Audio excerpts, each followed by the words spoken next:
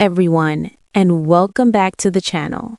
I'm Emma, and today we have a really exciting episode for you. We're going to have a real conversation in English, the kind of conversation you can actually use in your everyday life. And today, my guest is Alex. Alex, welcome to the show. Thank you, Emma. I'm really happy to be here. It's a little bit nervous.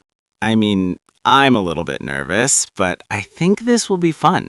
That's totally fine, Alex. A little nervousness is actually good. And did you notice something just now? Alex said it's a little bit nervous, but the correct way is I'm a little bit nervous. We say I am nervous, not it is nervous. A very common mistake and no problem at all. So, Alex, can you tell us a little bit about yourself? Of course. My name is Alex. I am from Brazil, but right now I live in Canada. I moved here about 2 years ago. I work as a graphic designer, and I am learning English because I use it every day at my job. That's wonderful. Brazil to Canada. That's quite a big change. How did you find the move? It was challenging. The weather in Canada is very cold, much colder than Brazil. But the people are very kind, and I feel comfortable here now. The biggest challenge for me was speaking English in real situations, like at work, in shops, with neighbors. I completely understand that. A lot of people can study English for years, but then when it's time to actually speak, it feels very different. Great vocabulary there, Alex. Challenging, comfortable, real situations. Excellent B1 words. Keep going. So let's talk about daily life, Alex. What does a typical day look like for you? Okay, so I usually wake up at 7 in the morning. I make coffee and I read the news on my phone for about 15 minutes. Then I get ready and I take the subway to work. My job starts at 9 o'clock. Very nice routine. I love that you said, I get ready. That's a very natural expression. It means you do everything to prepare. Shower, dress, brush your teeth, all of that together. Do you eat breakfast before you leave? Sometimes, if I have time, I eat a toast. I eat toast or some fruit.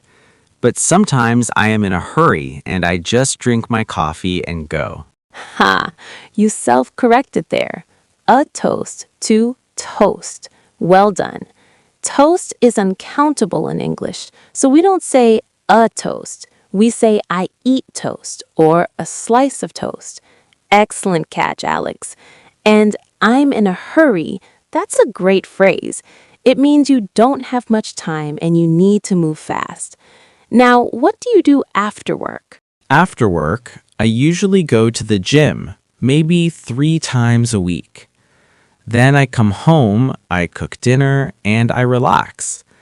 Sometimes I watch a series on Netflix, in English, of course, because I think it really helps with listening. That is such a great tip.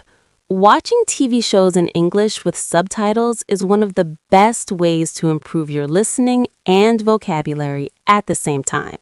What kind of shows do you like to watch? I really enjoy crime dramas and also comedy shows.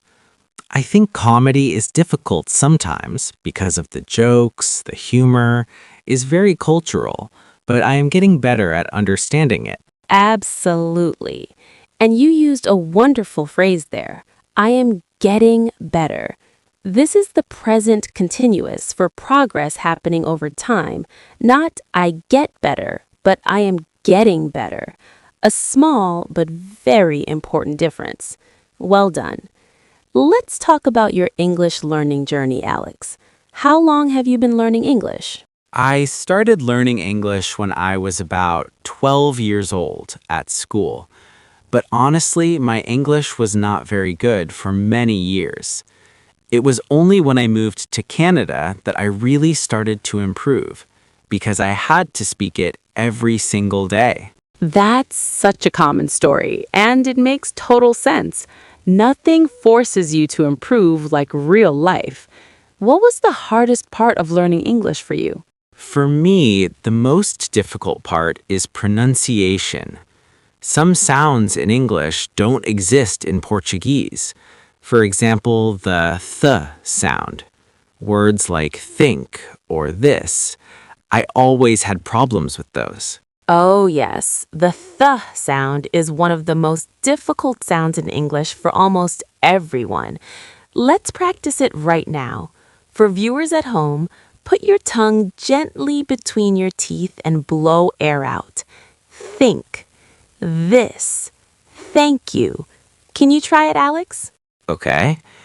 Think. This. Thank you. It feels very strange, but I think I did it. You did it. That was great. And the good news is, the more you practice, the more natural it will feel. Your mouth is learning a new movement. It just takes time and repetition.